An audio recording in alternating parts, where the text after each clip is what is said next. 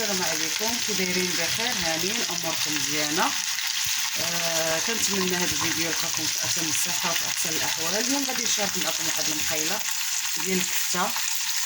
قلت علاش لا ما نشاركهاش معاكم.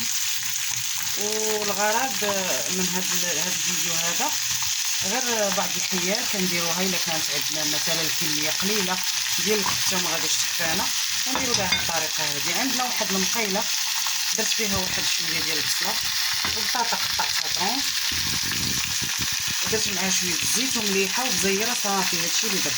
وهنا بالنسبه للكفته، الكفته راه خلطتها بالعطريه عاديه كما العاده. واحد الاضافه اللي ضفت لها هي القزبر يابس، درت واحد المعلقه كبيره ديال القزبر يابس. وهنايا بالنسبه للحيله اللي قلت لكم هي الكفته الا كانت عندكم مثلا واحد الكميه قليله وما غتقدكمش ما فيها باس تحطوا فيها خضيره. انا زدت حطيت فيها غير واحد القرعه خضراء اولا الدورجات، وحطيت فيها واحد البصيله.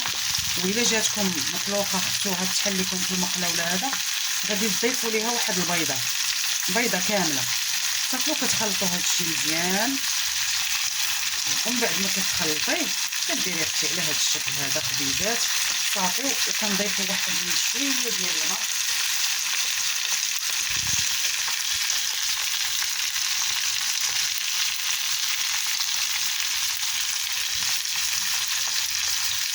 ماشي بزاف، غير واحد شويه سمنه. حاولوا تخووا ديك الميها تبعدوها على الكفته باش ما تحلش ليكم. صافي وغادي نغطي عليه وغادي نخليه يطيب على خاطرو. ومني يطيب غادي ندير عليه البيض. راه كتجي واحد المقيله صدقوني، كتجي واحد المقيله غزاله وتقدروا تاكلوها كاع حتى بلا بيض. الا مبغيتوش ديروا البيض بلاش. وحتى كطيب هذا كنضيفوا لها واحد شويه ديال القزبر ومعدنوس من الفوق مطحون، كتجي غزاله. ما نقولش لكم والله بهذه الطريقه راه غادي تعجبكم. واي وحده واخا تكون عندك غير 10 دراهم ديال الكفته راه غادي تقدك. كنتمنى ان هذا الفيديو يروق الاعجاب ديالكم، وما تنساونيش من البارطاج ومن لي جيم باش نبقى دائما نحط لكم الجديد. وتبقاو على خير وبالصحه والراحه.